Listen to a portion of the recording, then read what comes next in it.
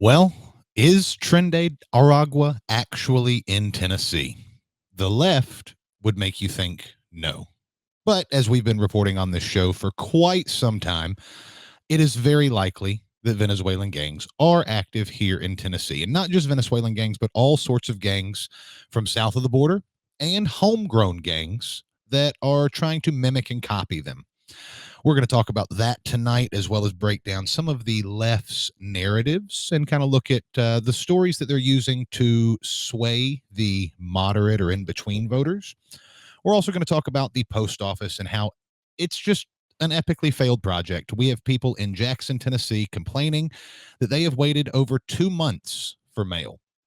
And the backlog is not getting any better. People are, of course, blaming Trump, even though last I checked 2 months ago, he wasn't in office. So, and then, as some of you are going to be really, really excited to hear, there is a new bill being proposed once again in Tennessee to limit the display of any flags that are not the United States flag or the Tennessee state flag. I think this is overall a step in the right direction, but I have some critiques on the bill. Hopefully, they can get sorted out in committee. And I'm looking forward to getting Daniel's friendly neighborhood and our ANCAP perspective on this. It should be a really fun show. We've got an exciting, awesome, incredible guest tonight. So now that that's finished, please smash the like button, make sure you're subscribed to the channel, and share the show with your friends. That really is the best way to help a podcast like ours grow. We understand sometimes that state-specific issues are not as pretty or as sexy as what you see on maybe all of the mainstream news, but I promise you, all politics is local, and all legislation you disagree with is political. So if something gets passed you don't like, then really and truly we only have ourselves to blame. Joining me in this endeavor and helping me push all the buttons and change all the things at the bottom is my good friend and your friendly neighborhood ANCAP, Daniel Wagner. Hey, what's up, man? Not a whole lot. You had a little grumpy voice there. Hey, are you? No, listen, I'm really just upset that you turned off that groovy little intro music at the beginning, the with the wait timer, the countdown timer. Yeah. I want to jam out to that a little longer. I don't feel like 5 minutes was long enough. You know, I was watching our guest's show before ours, which I encourage everyone to check out their show. It's very, very good, especially if you like philosophy and kind of the reasons why on some of the more national and global issues. But I saw that she plays music. I don't think that I could afford the ASCAP license to play what she plays. But what do you say we bring her on? That sounds like a plan to me. All right. It looks like we have her in studio. We are getting a little bit of an echo. Let's see if we've got the echo sorted out. We have Miss Courtenay Turner here. Hello. Hey. I don't hear myself. That's awesome. Okay, great. Marvelous. Awesome. So before I want to get your insight. I don't know if I'm sure you've been busy with the tech stuff, but all we've discussed is this new bill by Gina Bolso and Hensley to make it to where you can only display on public roads, sidewalks, all that stuff, the stars and bars and the Tennessee state flag. Okay. So tell everyone who you are, what you do, and then we will get into some of the your insights on that. All right. So I'm Courtenay Turner. I'm the host of the Courtenay Turner podcast. I was just doing a live stream right before I hopped on here. So you can find me at CourtenayTurner.com, CourtenayTurner. And I don't know. I do conferences also, but So I was actually, for those of you who haven't watched Courtenay's show, I was watching it before this show started. I don't normally get a chance to absorb content right before another show, but the topics, I already had some strong opinions on tonight's subjects, so I took the time. And I encourage you, if you really like philosophy, you like hearing about Hegelian dialectics and some of the mental gymnastics and behind the scenes, maybe strings or deep dives, very educational. There's things that I think there's a language differential too that's been created between the ultra youth and like people our age. Sure. To where different words get used. It's compounding on that, but the way she breaks things down is really, really good. I encourage you to check that out. And you do a show like every day, don't you? Yeah, I do. We haven't been releasing as much, but we've been still filming daily. But we're launching a product. So we're launching a tallow skincare line. So hopefully in the next few weeks we'll have the website up. So we've been a little bit busy with that on top of everything else. So Very, very cool. That is cool. I'm working on launching my own, let's call it a spice product. But not the spice you buy at the gas station that makes you look like a zombie. Not that kind of spice. Okay. I know Mike Gronkowski was getting excited, but so overall, just on the surface, because I'm not trying to bombard you with particulars, but what do you think of the idea that schools, courthouses, government buildings should only have the Tennessee state flag or the American flag? So I don't know. I'm actually a little bit conflicted by I like the idea in the sense of, it means it's going to limit them from being able to put their, pride flags and all those kind of shenanigans that they're doing. But I don't know really how that, I mean, is it, does that limit kind of like free speech? Well, it would. The law does say it would only prohibit government entities from displaying them themselves, Mhm. and it does say something about allowing them to be displayed. But I don't think. I think that's Okay, more well, language. that's different. If Well, it's really just the government itself that they and can't put it up, yeah. I think the allow them to be displayed portion in there is more intended so that these real leftist organizations can't say, well, we didn't put the flag up, somebody else put it up. Right, right. But Sure. my question comes to, and you're near Williamson County, aren't you? Yeah. Doesn't Brentwood have their own city flag? Yeah, I'm pretty sure they do, So this law would prohibit Brentwood from flying those city flags. which I don't think is right. Yeah.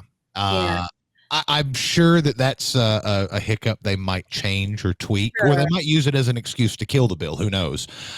But I'm curious as to, is this the solution? Do you think that I personally think it's it's a step in the right direction, Yeah. but it's like putting a band-aid on without pouring peroxide or alcohol on a cut first. You probably need to do more than one thing. Well, yeah, I mean, I think it's I would agree with that. You're not getting at the root of the problem. I mean, that's just the kind of surface of what people see. I would agree it's a step in the right direction. I don't think that they should be able to fly all these trans flags everywhere and some of the other flags that they're flying. I do think it's problematic when the city can't fly their own flag. That's but I agree with you. That's probably, language that could be altered that they probably just haven't thought through. Or maybe it'll kill the whole thing. I don't know.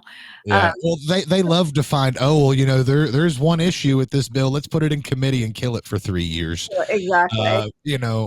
But The problem is much deeper. It's when you're looking at it in terms of locally here in the United States, like in the state itself, these flags, I mean, that problem is already so systemic, to use their word, that a flag change or not having the flag, I don't think it just limits some of the virtue signaling, but it definitely does not deal with the problem itself.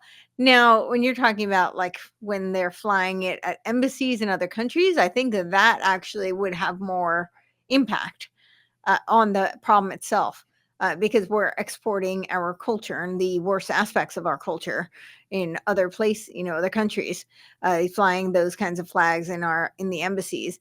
But now, within the state, they need to really get to the root of the problem, and the root of the problem is not. I mean, most of these, even like banning CRT, didn't get rid of it in the schools, right? So, Right, right. yeah. What do you well, what do you think the actual root of this is? Is it solely just for the prevention of flying the pride flag, or is there some other deeper reason behind Behind the it? the, the I bill that think they're trying to pass? I think that's the ostensible reason, like, I think that's what they're, because we're a quote unquote "red state," so I think that's what people are gonna think, and it's something that they can easily, use to convince, but Right. I think that also means like the Confederate flag can't be flown, right?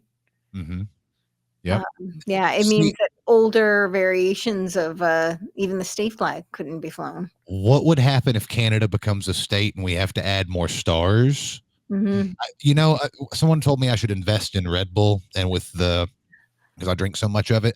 Uh-huh. But I told them I don't think that's a good investment. You got RFK Jr. coming in, all this stuff. I don't see Red Bull as being a long-term investment. It's probably something you should short. But I could see being an investor in the flag industry if we start adding Greenland and Canada. They start having to produce a new flag every 6 months Mhm. for approving states. The flag making industry will just skyrocket. This is true.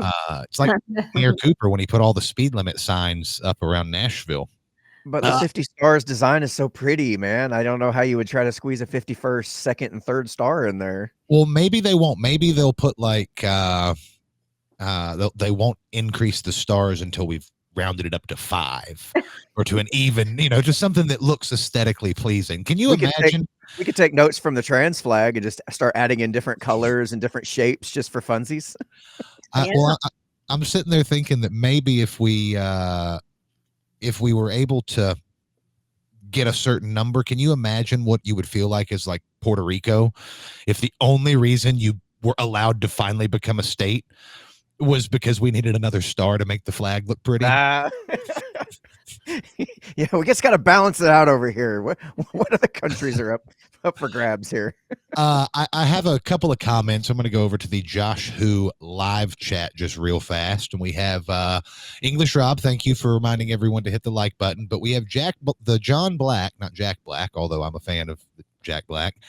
John Black says that news article comes from Chattanooga, which is ironic because that is the exact town where the BLM flag and the trans whatever it is flag was hung up just 2 or 3 weeks ago at a school with like an average of 8 or something like that on their ACT. And then Teresa Ray says she's very interested in the tallow skincare. So, and then English Rob once again says that the problem is too many groomers working in education and with kids. And I probably shouldn't have read that word out loud on Facebook, but I think that's accurate. Yep. Yep. We mean dog groomers. We meant Yes. dog groomers. Dog Dog groomers. groomers. Yes, Yep. those dog groomers there. Yeah. Speaking of, They've become a real problem in the schools, Yeah. honestly. Yeah. okay, so I've got to tell y'all something about dog groomers, okay, because it's just way too relevant to something that I saw on Twitter today, but we cannot talk about it on Facebook. So this is a good time for us to bid you a farewell and encourage you to go follow us over on Rumbles, where we can have some more uncensored conversations, because the puppy love story I heard today is not Facebook appropriate. So we appreciate you watching on Facebook. Smash the like button, share the show with your friends, and we'll see you over on Rumble. Come to Rumble, guys. The weather's fine over here. You won't be harmed in any way, shape, or form. Okay. Maybe mentally scarred. So they're gone now. We're good. The puppy news thing. Do you know who Raw Alerts is? They've got a Telegram and a Twitter or something like that. They post a lot of viral. Yeah, I've seen them. Yeah. Well, whatever you do not go looking at Raw Alerts on trending on Twitter, because that guy just got outed for allegedly having a full diaper and puppy fetish. And I mean, it's whoa. If you thought Corey DeAngelis was bad, oh no. Corey DeAngelis looks like a saint compared to what this guy is accused of being involved in. Oh no. Okay. Yeah. So again, that's what you sent me earlier. Yes, okay. That's what I sent you earlier. You told me to have fun with it, and I wasn't sure exactly what kind of fun you meant after I looked at it. Yeah. So anyway, I just thought that was an exciting time to throw in something viral. The next thing that I really want to talk about involves the post office, and I saw this, and I want to make sure that I get the individual's name right. But Troy shared this on Facebook, and we had some issues getting it. We got a copy of this video here, and it's a really good lead in to our next. Oh, no, not that one. Nope. It's an actual video. There you go. That one. All right. and they don't use your service anymore. You bankrupt. That is not true. You That is bankrupt not this true, through sir. your My package reputation business is only. growing. Through your Our reputation, business is growing. you are responsible for the fall of the Postal Service No, and the this lack of Congress, accountability. This Congress is responsible for doesn't- all of the Postal so it's Service. I am trying to fix. I am trying to fix On your the Postal watch, Service. with all the AI. Before my watch, the same stuff With happened. all worse. the AI, with all the computer systems, you're worse than if I took You're a talking horse to yourself. and picked up the mail and delivered it 2 miles down the road. I think I heard this exact fight between my parents when I was like 6. But wait, look at that. The man is on C-SPAN covering his ears like la la la la la la. Wow. It off because he calls that out. But That's you. I hope you got that on camera. This is the response that the postmaster just gave Congress when he doesn't like what he hears. Literally covered his ears and gave himself the grade of A. And with that, sir, I rest. I feel like there's a video there where we could just label the bald guy as the TBI Right. because they don't seem to want to look into anything either. But I played that. First off, how is your mail service in the Williamson County area? Do you get mail every day and on time? I feel like I have to knock on wood and not jinx it. I haven't had problems.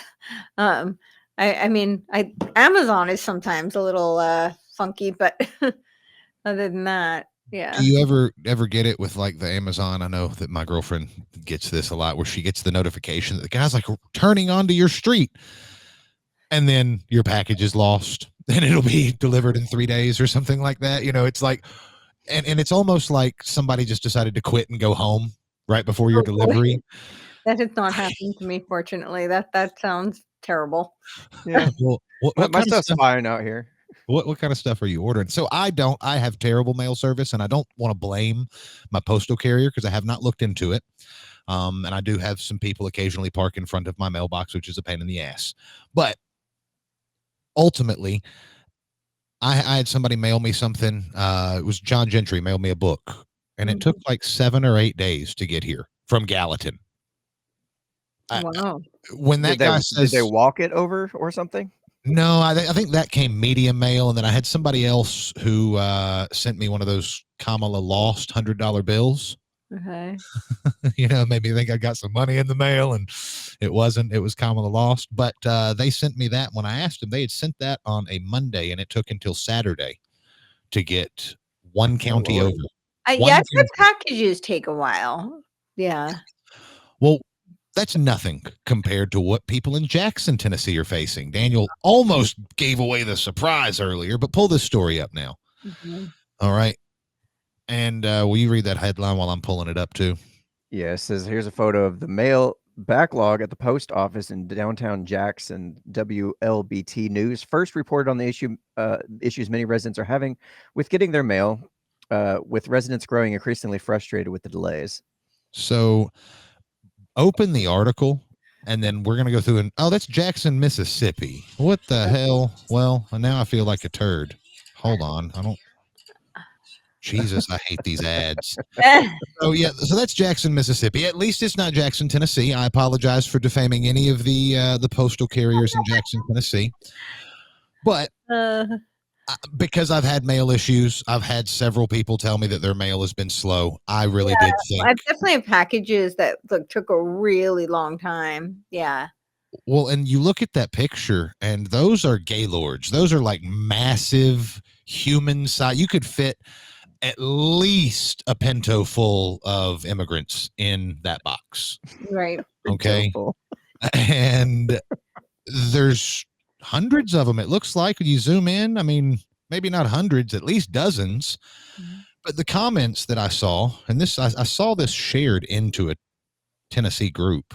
I bet they were probably thinking it was Jackson, Tennessee. That's what I'm saying. Right. They made the same mistake. That makes sense. Yeah. It happens. It happens, guys. Totally. But Jackson, Mississippi is not very far from Tennessee. And I do think that it's symbolic of a larger overall issue that we're having. It's that we have trusted the government to do all of these things. Mhm. And it used to do, like, the mail used to be the pride and joy of the American people. You know, that was like our mail service was something to brag about. Yes. Now, now it's not at all. My favorite comment so far, it says, but somehow the bills are getting through. Yeah. Funny thing about that one. Well, so I'm just curious if you had something mailed to you, you know, your bill, or you mailed your bill, and how many people or how many companies are going to be understanding of well, you mailed it to us. Well, we haven't got it yet, so your water's cut off. Yeah, that's not good. I don't know many people that still mail in a check, although I do know a few, because you know they need that extra 2 or 3 days of clearance for it to go in. But I just feel like the more we offset things to the government, Yes. we have expectations, we give it to them, and then from the time we give them their duty, we decrease our expectations until they just fail abysmally. Yeah. It's happened with teaching. It's happened with police, and I mean, no disrespect to the good officers.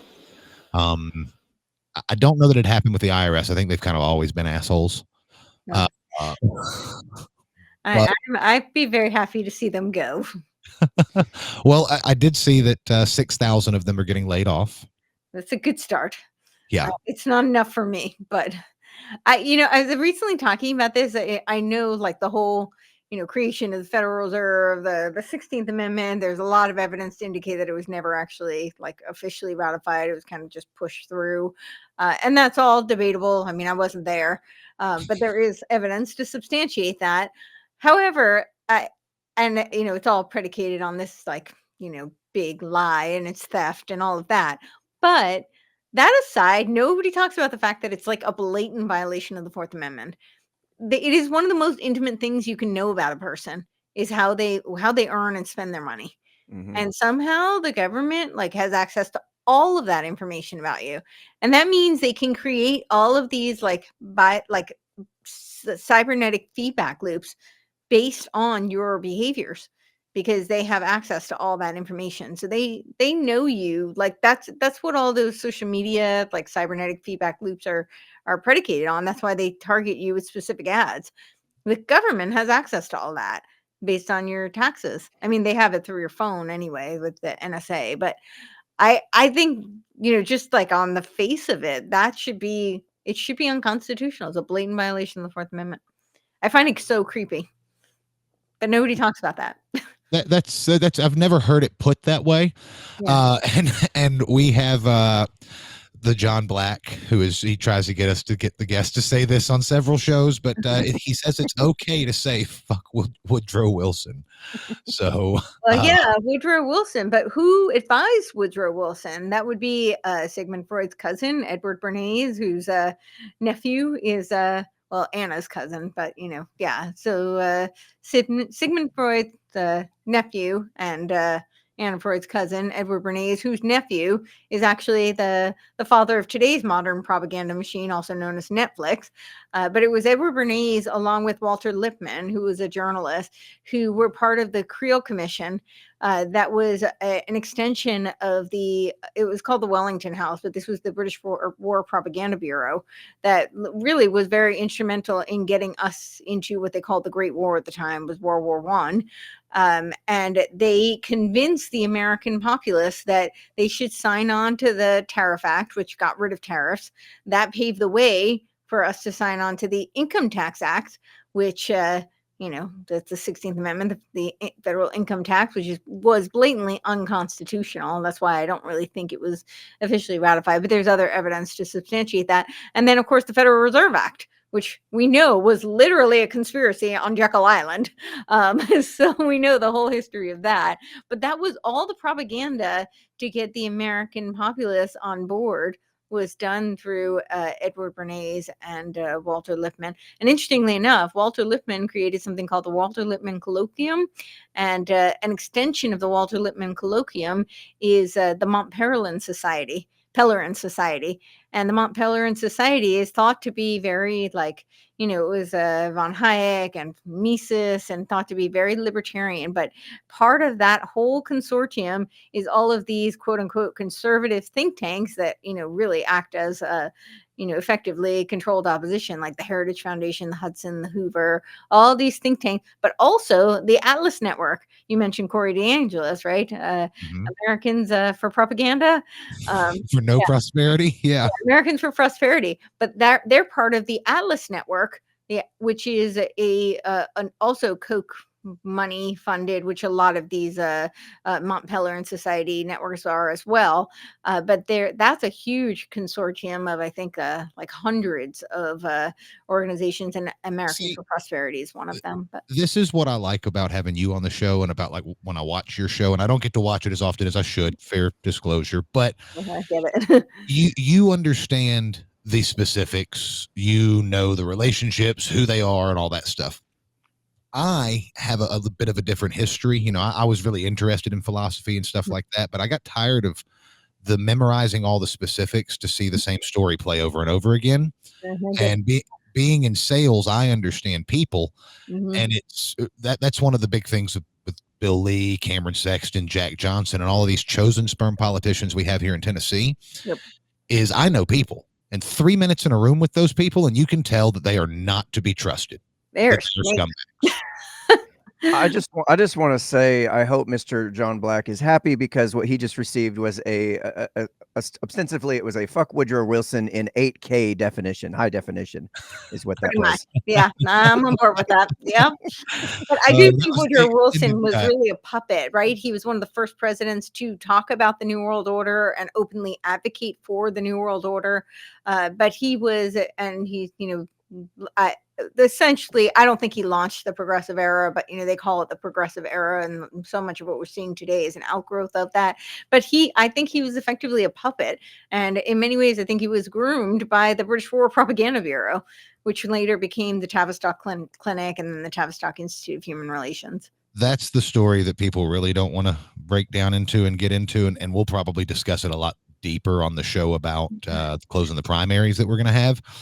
But most of these people that are in these positions are actors, and maybe not legitimately actors like, Mr. Corey was, adult film actors, but a lot of them have been to acting school. It's they had this ability to change who they were. Yep. And someone said, hey, you can go be a snake in the grass. Now, I personally took that skill and went to go sell something that I believed in. And sales is really difficult, because there's a lot of shady things that happen in the sales industry. And that's kind of why I probably didn't get fully immersed in it as much as I could have, is because I still had this, I have to come back here. I have to sleep in that bed later. I'm not going to piss in it. Right. And I don't think that when people realize that these people have been just putting in puppets that are pissing in your bed, when they realize who's putting them in, that's the secret, is to find out the support mechanisms and things behind it. Yeah. The most interesting story that I really wanted to talk about tonight, okay, is Tren de Aragua. Now, that's the Venezuelan gang that was in Colorado and took over the apartment complexes and stuff. Yeah. Right before the election, and I've got it now. I'm going to send it in Messenger, Daniel, for when I ask you to bring it up. But there is a story. It happened. This article was from the 27th of October. And we covered this on the show right before the election, probably the episode before the election. Yeah. And I knew from day one that this meant we had gang activity in Tennessee. What is that? Puppets pissing in your bed. It just took a minute for Grok to generate it. Okay. Yeah. No, you're good. Okay. So we're talking about Tren de Aragua. And first, I want to bring this up because I don't think a lot of people understood what was going on. And this was before Facebook took me out of Facebook restrictions, so hardly anybody actually saw it comparatively. Mm-hmm. But it's a story from WSMV. Witnesses say fight at apartment complex ended with a man getting hand cut off. After a fight at the Nob Hill apartment complex on Saturday afternoon, again, this is from October, one witness explained to us his version of the story. You can go back and watch our full coverage on this. I'll find the episode, but it was the one from like the very last day of October. Who is it that you know, or stereotypically speaking, Courtney, chops people's hands off with machetes? Do Americans do that? Is that a common thing? Cartels, I mean, gangs, yeah. That's it happens a lot in England. I don't know if you've paid attention, probably not, but but you have the all the migrant rape Yep. gangs and stuff. That's because All they of them. don't. That's because they're not allowed to have guns. Exactly. Because gun laws definitely work. Mhm. Right. Well, they've actually taken to calling knives assault weapons because they don't have guns, and so knives can be. Well, they are assault weapons. That's I could take this water bottle right here, bop you up on the head with it, and if I hit you hard enough, somebody'd call it an assault weapon. That's true. Yeah. Yeah. What was that story about the zombie knives being banned in the UK a while back? Something like that. Do you remember hearing about that? I remember. Because the knife attacks were getting so bad. Well, so in London, you can be arrested for having a screwdriver over a certain length. You can literally, there were people that had to register, and it might not have been registered, but English Rob, help me out in the comments. But they legitimately, you can go to jail, be fined if you have sharp objects in your toolkit without correct approval or without it's that bad. Meanwhile, you just couple streets over, flip through your X feed, and you'll see a group of 20 foreigners walking down the road with machetes looking. Can you just imagine you're just popping in your trunk, your tool bag, you're going down to the neighbor's house to help him chop off the top of some fence posts for a project he's working on or whatever, and you get pulled over by the police, and they're like, "Hey, do you have proper certification for this saw, sir?" That would be so humiliating. It's wild thinking that in England that is against the law. Meanwhile, we had a story a couple of weeks ago at TCAT where kids were literally making homemade prison shanks. Yeah. And they don't even report that. So America is definitely. Thank goodness we're so much more lax over here in the United States, It's wonderful. Well, so I bring up this story about the guy getting his hand chopped off a few months ago because I saw the Tennessee Holler post something on X. Can you bring that up, Daniel? It says, oh, look, Trump officials claim people are Venezuelan gang members when they aren't. Related, TBI's director has been linking people to that same gang to back up their claims that they are ever present here. You talk about Hegelian dialectics a lot, don't you, Courtney? I do. So here, this is something I think we're looking at. I don't know exactly the best way to portray this, but let me just throw my critiques out there. The TBI never once mentioned Tren de Aragua being here in Tennessee until after President Trump was president-elect. Mm-hmm. After he won the November 5th election, we've now caught a gang member. And then like 2 weeks later, there was a brothel. And now there's gang members everywhere. And I'm sorry, but that's just way too politically convenient. They were either here before and you weren't telling anyone about it, or the Tennessee Holler's correct and they aren't here. And now you're just being politically, advantageous. You're taking advantage of the situation. Mm-hmm. What do you think? And we'll go through their story here in a second, but do you think that we have real Venezuelan gangs here, or? Doesn't seem likely that they'd be Venezuelan gangs. I mean, I wouldn't be surprised if we have some sort of gangs here, but like gangs seem to, proliferate everywhere. So I'm sure there's some sort of activity, but I don't know. Venezuelan gangs doesn't seem likely. So, this is the story that we covered was in Antioch. Do you ever go to Antioch? No, I think I have been once, but no. Make sure your doors are locked. And I used to live in Antioch. People there call it Hispaniac. Okay. And, that's not a racist statement, but it is very, very Hispanic. Nolensville Road, almost all the signs are in both English and Spanish or primarily Spanish. But there's also been a massive influx of Venezuelan migrants. Rutherford County, Murfreesboro, in the last 2 years has admitted, I think it's something like 600 or 700 Venezuelan students, Oh, which wow. is over 1% of their total student population. Wow. And that's just in 2 years. Yeah. So what I think is probably more likely, you might have one guy who is in Tren de Aragua, or you might have, who would it be? A liaison for them that's like handling their business locally. But I think what we're actually seeing is a bunch of youths claiming to be with these gangs and maybe loosely related through a social media group or something. Interesting. I just feel like I don't see that a whole lot of kids are actually and young people are actually joining a real Tren de Aragua gang, but I do think that they're forming gangs. Mm-hmm. And it would make sense if you were from Venezuela and the toughest gang back there was Tren de Aragua. Well, we're going to be Tren de Aragua. They had the same thing with MS-13 about 10 years ago, Mm-hmm. where there were legitimate MS-13 people, but there was a lot more people pretending to be with MS-13. Right. And it gives them street cred and clout in those circles. Yeah.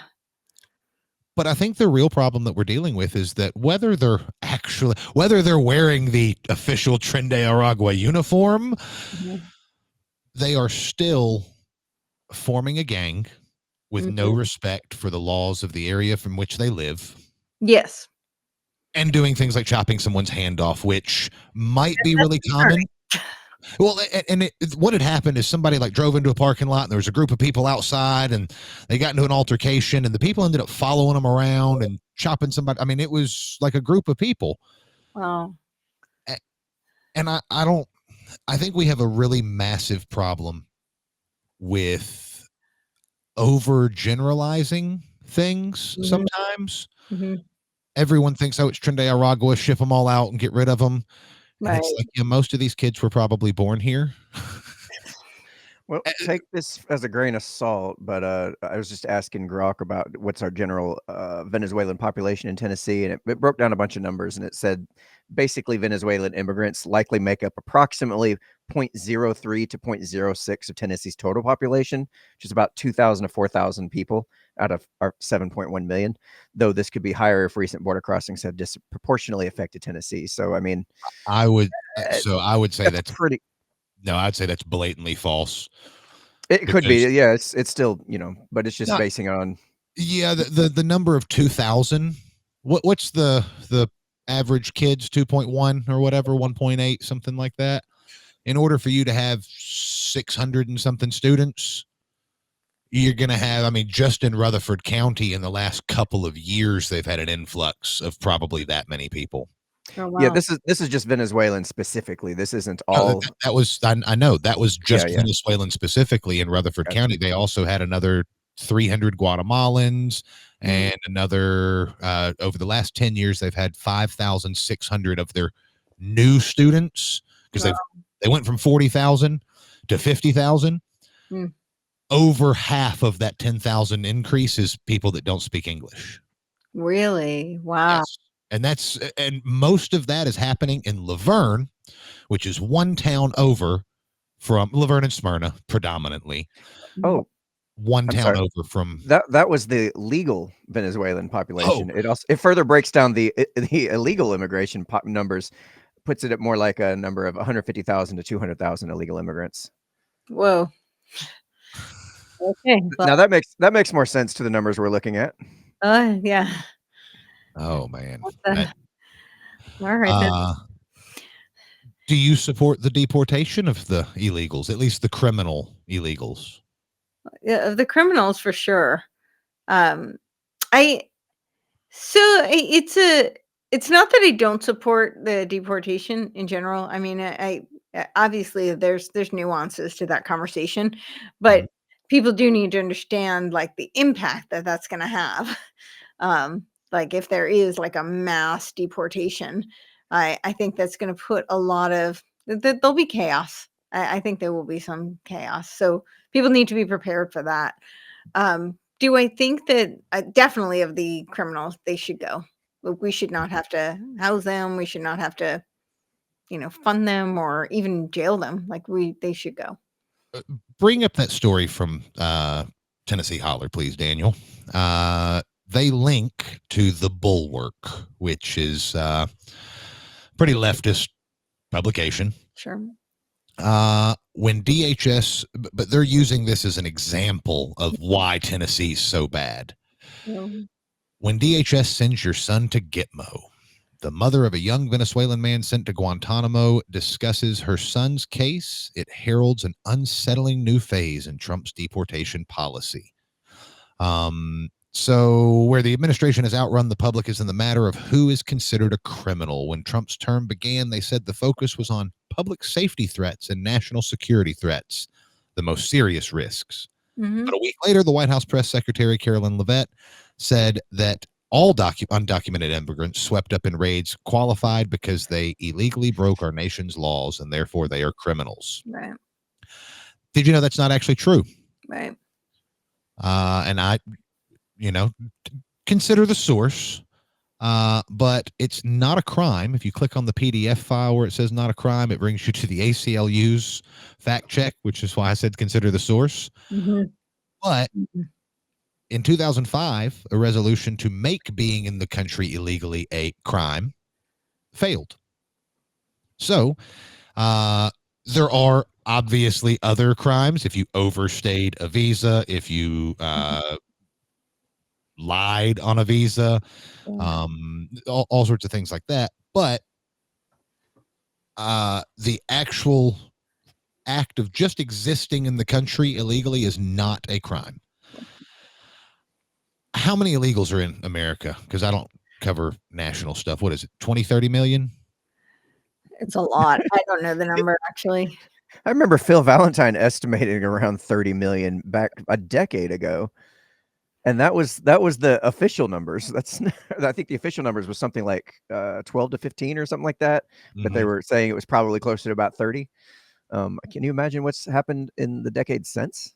Where those numbers must be? There has not been an immigration issue the last decade. What are you, a propagandist? Yeah. It's only been the number one issue on Americans' minds for the past 16 elections or something. There's no problem. Nope. Pay no attention to the fire. Well, the reason I ask this is I do think it's nuanced. Okay, if we were talking about deporting 500 people, where it would have no effect, I'd be for it. Yep. I think if you've come in illegally, even if you've whether it's a visa overstay, whether it's hopping the border, whatever it is, in the last 5, even 10 years. Right. Since they've had the migrant caravans, I think you should be under a lot of scrutiny, but you've still got people left over from DACA. Okay. Right. And whereas I know a lot of people will disagree with me on this, back during DACA, you had loads of people that were like, listen, they've been here for 20 years, let them legal. We never finished that. We never actually decided what to do with those people. Right. So you've now got 40 and 50-year-olds here that are not necessarily legal. And I don't know how it's moral, though I don't know that you have a moral obligation to let someone live 50 years somewhere and then say, oh, no, you got to go, you got to go back to China, or you have to go back to the cartels where you've been running your mouth. Lord. What? No, just listening. What are some other reasons that you think should be, if we went from, criminals, extreme,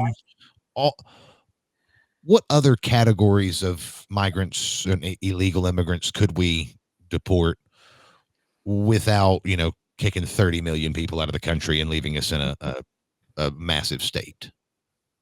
I would say maybe those who are not working, not contributing, right? Those are all just on government services, which theoretically, they shouldn't be entitled to anyway. But there are a lot of those too. And I think those should go. We should not be funding, the taxpayers should not be funding those who have, come over illegally and, are not. What And my question on that? So if our support structures, if our welfare programs, food assistance programs weren't government funded, but they were all funded locally, would that possibly affect your opinion? If they weren't actually being a burden on the taxpayers, they were being a burden on the local food shelter, but the food shelter was handling it or whatever. If it was all private people, do you think that would? Yeah, I think then that's up to the people, right? If people locally want to support them and continue to, then that's up to the community. But if it's the government, it means you're taking money out of somebody's pocket to support somebody who's not contributing and is not a citizen. And you haven't asked that person. I mean, when they take my taxes, they don't say like, can we allocate it here? Can we allocate it here? How about the bioweapons labs? Are you good with that? Okay, cool. Gosh. We'll put your money there. They don't do that. So Wouldn't that be nice? You just rate that. it's a big X. No, not okay with any of it. Yeah, like Next. along with the census, they send you also this questionnaire, this survey, and you just check mark the things that you would like funded and put a big old line through the ones you don't. Or maybe Yeah, it's it would like be a big old line because, yeah. Mine would come back looking like the redacted JFK files. Just all black. Exactly. But yeah, I don't think, I mean, if it's done through the local community, I mean, if someone wants to fund someone, support them, that's their prerogative. And if the community decides to do that, I mean, it's like I mean, it's like with any kind of a case. If you were, the local community wants to enable a drug addict, like you may question morally whether or not they should do that. But if a local community decides that they want to do that, that's their prerogative to do so. But with the taxes, and if it's the government doing it, then they're just taking from one to give to the other that shouldn't have any entitlement to it. I would argue there shouldn't, that's a whole nother conversation. But I mean, it's that's different. But I'm just saying that you're not asking the person, so you're just taking their money to support something they might not support. So yeah, I think it makes a big difference. I'm reading over this ACLU PDF that we brought up a little while ago, and this has the feel of the actually guy, that has that. well, technically, yes. And basically what it amounts to saying here, if you don't want to go through and have to read it, is essentially it says most people who are considered illegal aliens are not here because they crossed the border illegally. Most of them are here because they overstayed their visa and they're just supposed to go back but didn't, and they overstayed their so technically it's what it feels like. It's like, oh my god, like seriously, like it's the same kind of argument for like what are those people that move into your house and stay there, squatters. Yes. Yeah, it sounds like squatters' rights, where they can just come in and be like, well, you're already here, so I mean, I guess it's cool. Who cares what the homeowner says? There's nothing we can do here. That's a civil matter, so take it up with your local. And that really is the problem, right? Because when you were talking about like DACA with the people who've been here for 50 years, their families have been there and now they have kids, and the problem is that it needed to be cut off. I mean, we shouldn't let it get to that point. There's no other country in the world that does that. I mean, this is a big problem that should be addressed. Cut it off with a machete. Well, England lets you do it. If you can get on a boat and 50 of you can hop on a raft and land on the channel, then they'll bring you in and give you a hotel room or something like that. And then if anyone talks trash, they're going to arrest you. Can we just cut it off with a machete and or a zombie knife, metaphorically speaking, of course? I got a comment real quick from the John Black over on the Josh Who live chat. Josh Who is where you guys can get your best priced domains and most economical price. You said something like how many emails and domains can you get on there? Like you said 100,000 for like 100 a month. That's crazy. Yeah, unlimited everything. So unless you're doing some massive e-commerce site, Josh Who is is probably the most economical way out there, especially if you're just trying to throw up some landing pages or some hosting some videos or something like that. Yeah. We got a comment here from the John Black says, I don't think the government will fund anarchy for Daniel. I had to get to that real quick. Lord, I hope not. That's a little counterproductive, I think.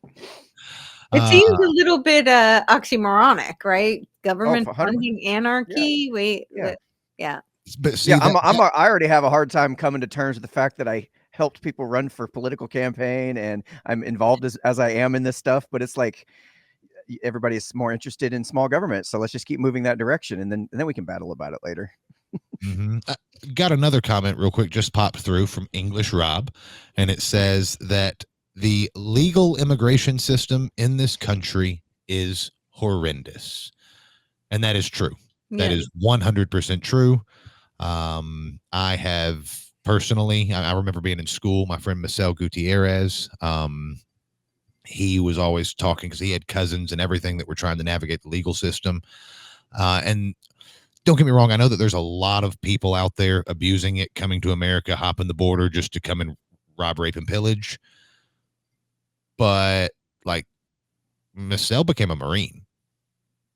And there's a lot of what we've done is we've made it to where it's impossible unless you're paying a whole truckload of lawyers to come here legally. You can fly to Mexico, walk across the border, and might be 50 years before something happens. Or you can spend every nickel you have getting screwed by attorneys to finally have to bribe a politician to get you legal. I mean, that's literally the system we're in. Call the immigration office one day and just try to get through. You won't.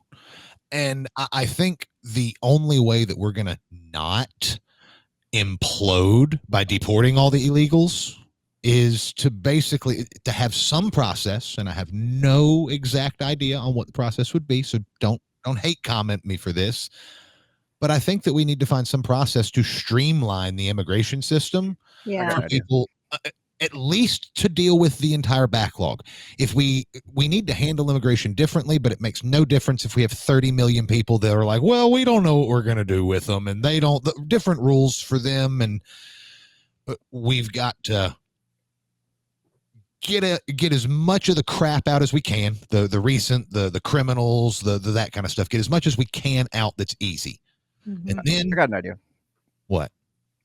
The word horrendous gave me a good idea of the English Rob posted there. I think the test should be something like we just give them a randomly generated multisyllabic word to spell, and if they can't spell it, no, you're out of here. That's it.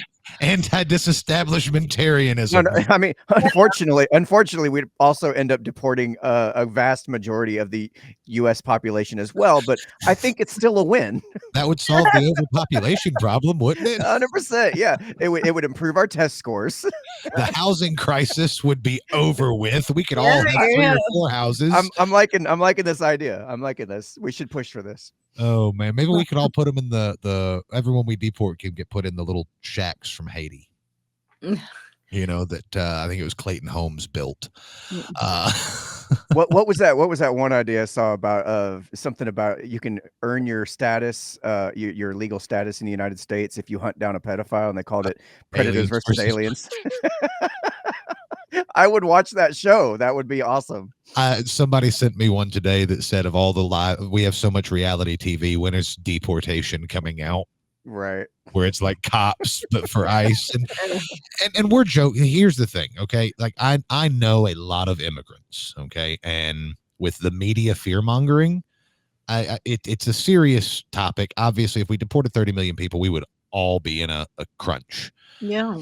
Especially if we all deported them like by next Tuesday. Dude, you know what I hate the most about this is I hate the fact that this stuff has been put down our throats so much that I literally look at somebody who's a different color, looks like they're from a different country, and automatically my brain goes, hey, they might be illegal. Like that's not a healthy way of thinking. That's not, and it's not so I would like to think. It's just like I'm so busy. They're so busy telling us this all the time, constantly, every day. The illegal immigration population, and I'm just looking at people, and I'm just like, it kind of like this automatic switch goes in my head, like it puts them in that bucket, and I don't want to. I don't mean to. I'm not trying to be racist or anything like that. It's just, it's just the propaganda machine has been so on. What's that? Consistent with the messaging that it kind of becomes almost a default I think neural pathway, if that makes sense. I think that's a side effect. The same thing happened with race. Nobody, I mean, obviously some people did still see color, but like we grew up making jokes with all of our white friends or black friends or Hispanic friends. I mean, it was the 90s. It was good times. Yeah, 100%. And then all of a sudden, like 2009, 2010 came up, and it was like color. This is a black man. This is a white man. And it was like, wait a minute. I thought it was just a man. Yeah. And I think that's the same thing. Is now they've convinced everyone that put them in a box. They're either legal or they're illegal. And I realize we're kind of sounding almost liberal in this conversation, but it's not intended to be. What I think it's a side effect of is this: you have two fences you can be on. The Hegelian dialectic you speak of. You can either be America first and hate all 30 million and want them all kicked out and gone, or you can think borders are imaginary lines that shouldn't be enforced. There's no middle ground. Right. And it's like, hey, like I'm all for, English Rob brings up another point here. Americans aren't having enough children to maintain growth. Yeah. So you got to find some way, either start putting some fertility meds in the water or, and maybe take out some of the fertility killing poisons. Maybe start.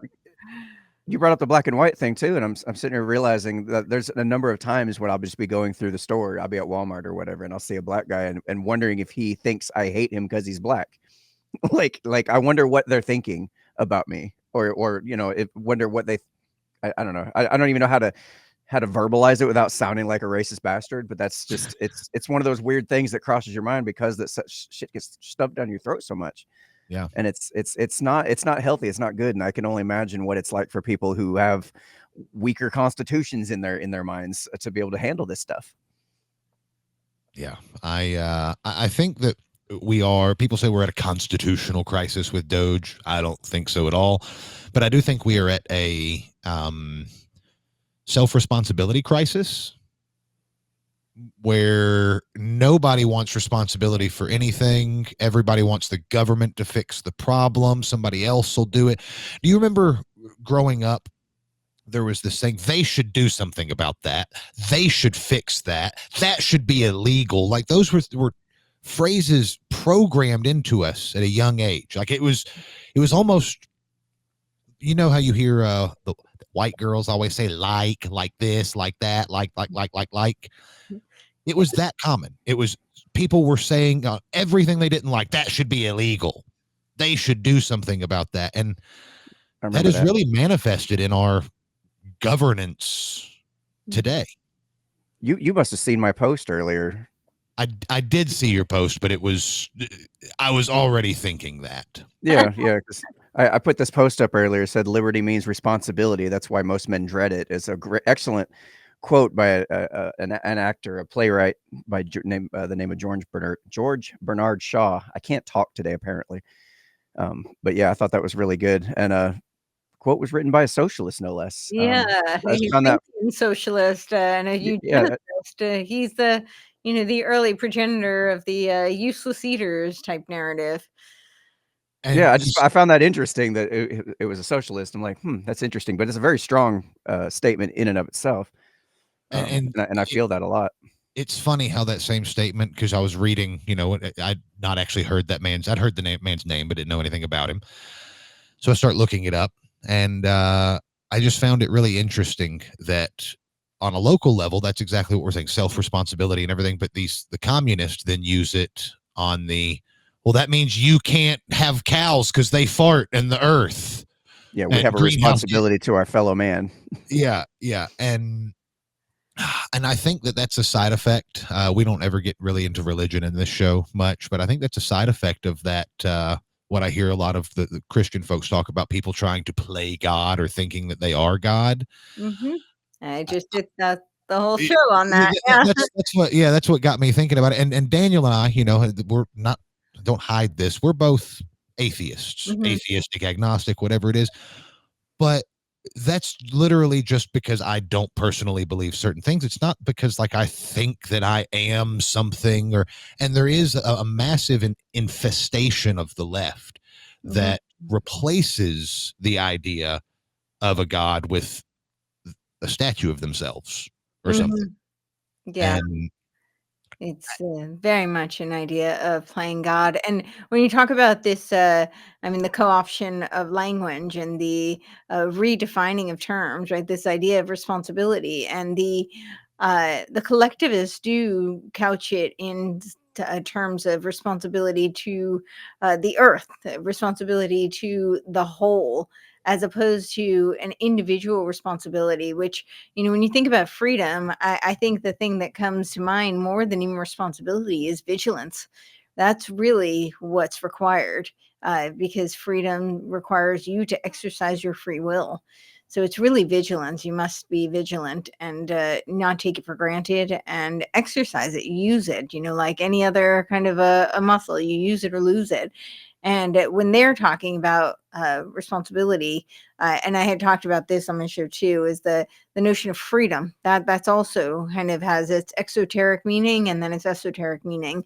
And the esoteric, those who subscribe to a more like Gnostic kind of a worldview, or pantheistic or panentheistic, where they think they are gods or will become God, they're really referencing it as an end. It's an end goal, freedom. Do what thou wilt. In the Crowleyan sense, do what thou wilt, as opposed to it being a vehicle to aspire to virtuous. If you have free will, then you choose, and hopefully you will choose the good, the right, the beautiful, that path. But I it's don't know. I think I might choose the Neuralink and see if I can't get superhuman strength. And no, it's a very different framework, looking at freedom as an end result versus freedom as a vehicle to virtue. And but the same thing goes with responsibility. Do you have a responsibility as an individual to make choices that hopefully will be virtuous, or is a responsibility as a collective? And if we look at it in the left-right paradigm, the left tends to be favoring collectivism versus individuality. Is that the difference between like happiness versus the pursuit of happiness? Hmm. Like freedom being the end goal versus the journey. Hmm. Is that kind of what you're saying? It's not so much about the journey; it's about it being a vehicle, it's a conduit. So, I mean, just to put it in the framework of like the story of Genesis, like if you didn't have like if you had the gnosis, right? That's what the Gnostics believe, that the snake had actually, that Lucifer is the light bearer, and that God was this malevolent, ignorant demiurge who withheld knowledge from man. And so, therefore, man is limited in his capacity because he withheld this knowledge. And so, they think that Lucifer is the light bearer and who illuminates man, giving him access to the gnosis, whereby he can become his own God, of knowing of good and evil. And so, if you look at it from that framework, the ability to know good and evil means that you never choose, because you always know. So you're omnipotent, right? Versus if you have the choice because you don't know, then you're limited in your scope. And so the freedom to choose, you don't have the freedom to choose if you already know, right? You know everything. So then it's you're just doing. But if you don't know and you're making that choice, then you have the potential to be virtuous, to choose good, to make good choices, to do good things, do good action. So it's not so much about the journey as it's a vehicle for aspiring to virtue, to be it, virtuous. it's not the journey; it's the road that the journey is traveled down. Mhm. Might be Yeah, it's the vehicle, the conduit. Yeah. so. And without it, you don't have that. So, yeah. It's there's a lot of overlap between what you just said and the reasons that I am personally for open primaries, at least in today's world. And I think it has a lot to do with the level of engagement of people. Mhm. Um, so, well, I know you have been on a podcast for about 4 hours now. And I know exactly how stressful that is. So we won't keep you any longer. I do want to check and see if we have any new comments before we go. Looks like we got a couple of them here. Just from the John Black on the on the Josh Who live chat, we've got Obama made you all see color from English Rob, and the John Black says this young lady gets it. So Thank you. yeah. Yeah. Well, I will just add to the whole color conversation. I mean, and does play right into the Hegelian dialectic, right? This was really the Frankfurt School identity politics, because it is much easier to get groups to fight each other than it is to get individuals. So if we create, these categories for everybody and, put it under the banner of nominalism, we're all fall into this label, and especially in a society where people's personal identity has been so eroded and we've been deracinated, then people are clamoring. They're trying to find some sort of anchor. And so they want to belong. And so they identify with these various groups and these various labels. And now you have these kind of, you can call them the Gnostic elects, but you get the leaders of these groups who end up, and this is where you really see it with feminism especially, but it's why it tends to appeal to the left, because it tends to be more of a feminist kind of a mindset mentality. And when you think about a way that you could explain this is like compassion, right? That tends to be, I'm not saying that men don't have compassion, but you typically think of it as a more female trait. And there's a reason for that. Biologically speaking, it's because they're very compassionate to their offspring, right? They need to be in tune with the suffering and that desire to want to alleviate the suffering. So empathy is where you can relate to somebody else's suffering, but compassion takes it a step further, where you actually want to alleviate and remove that suffering from the person. So with women, they tend to have that biologically for their offspring. However, what happens when you invade the space and you could become a threat to their offspring? They're not compassionate to you. They become vicious mama bears. And this is what we saw during the past, like 5 years ago, when everybody was being taught on at home on Zoom, and suddenly the mama bears rose up and suddenly started getting very politically engaged when they weren't necessarily previously. But suddenly they were at all the school boards. They were fighting the CRT and all the other garbage that their kids were being taught. And this is what happens, is because you get the compassionate mama bears who will protect the group, but will fight anybody they perceive as being a threat. And so what do? They create all these labels, and then they have all these groups fighting each other. And color is just an example of this. It's this identity politics. And so now people identify instead of looking somebody in the eye. It's really hard, no matter how much you may dislike a person, to look them in the eye and see humanity and hate them. I'm not saying it doesn't happen, but it's much easier to look at a group and say, I hate those people, because you've dehumanized them. And that's the whole purpose of this whole race game and this naming game and putting everybody into groups, because it dehumanizes and it creates warring factions. And it's much easier to create Hegelian dialectics out of warring factions. So through chaos comes order. And yes. and though I am one of those people that embraces that idea, because it's better to have some input on the chaos than to be a victim to someone else's chaos. So, hey, if you got to wreck that ship, you better be steering it. That's my thought. Obviously, it's a very, very nuanced conversation. I love the deep philosophical and historical references that you're able to provide. It's always enlightening. People who enjoy that kind of content and want to follow up, and tell them when your show is, where they can find it, and where they can find you. All right. So yeah, you can find me at CourtenayTurner.com. I spell my name like Courtenay, so that's COURTENAY TURNER.com. And that's where all of my podcasts are. So you can find all my content there, all my social media, all the ways you can support my work. I did also start a Substack. So I have some articles up there. And I also put all of my podcasts on Substack first.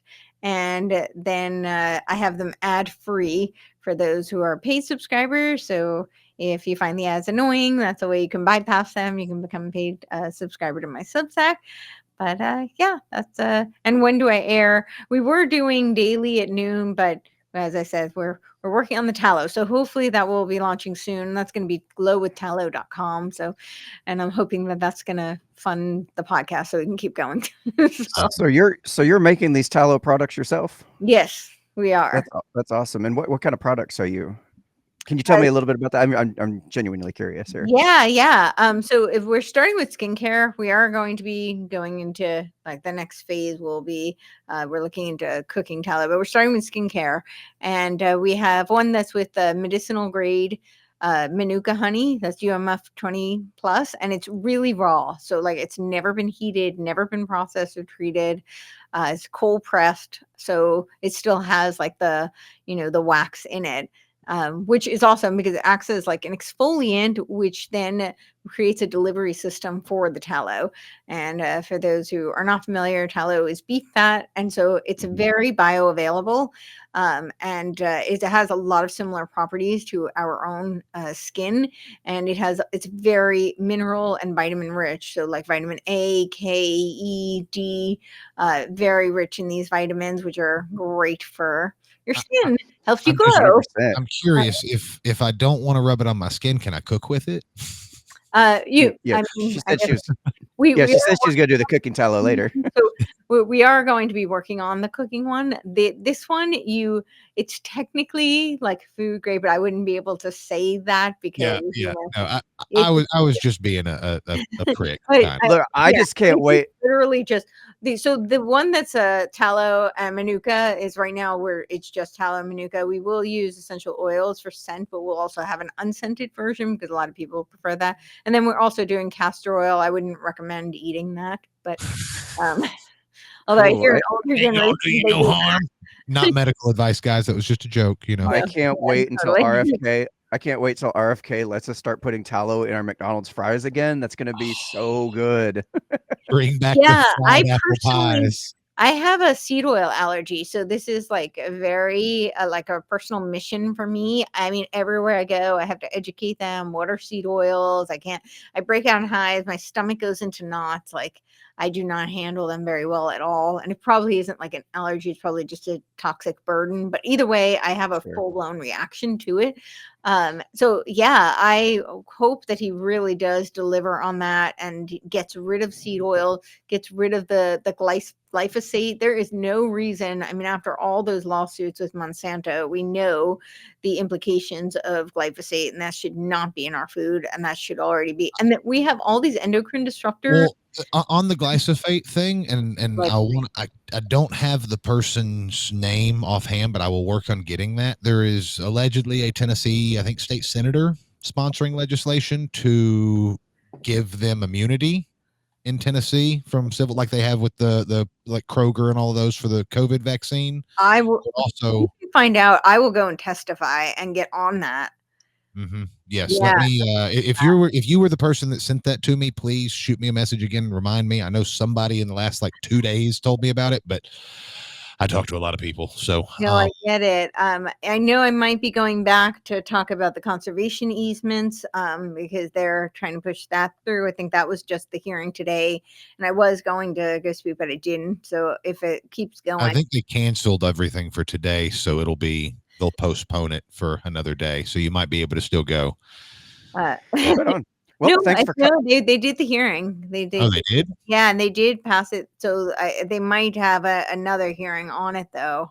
But yeah, Okay. they're trying to. The language was very, they claim that it means that farmers don't have to, that there aren't strings attached, but of course there are. It's a conservation easement, and under the ecosystem management services, which is what they were trying to put through with the natural asset companies, that we did get those stopped, but they're back under the Sustains Act, and they're trying to push it through. And every our governor is very insistent on pushing through this conservation easement, and of course pushing through the school choice. Those are the two issues I was like back and forth at the Capitol trying to fight, and apparently those are like his pet projects. So I have a bit of an uphill battle against me, but I definitely, if you can find out on the Monsanto, because there is no reason that that needs to be fought. The glyphosate is terrible, and we know that the deleterious impacts it has on our health. I won't say them for the their censors, but yeah. So I did a whole show with a lawyer who he was a doctor who sued them. So Oh, wow. Well, I know you're probably busy, but if you think to drop the link to that show in the comments afterward, that would be great. I'm sure there's some people I know that some of my viewers are interested in that subject, so it would be good. Yes. Well, that is CourtenayTurner.com. Okay. And the emphasis is on Enay, ENAY at the end, guys. ENAY, yeah. And hey, girl. Yeah. We should get Daniel to record a few different versions of Hey Girl, and you just play that in your intro. And no, maybe not. Courtenay, it is always a pleasure. I look forward to having you back on again. Let me know when the tallow comes out, because I'll give you a free plug. And and we'll have affiliates too, so you can benefit, and your audience can get a discount. So yeah. That sounds good. Hey, looking forward to that. Y'all hear that? So go follow and buy her stuff, okay? Courtenay, we really appreciate it.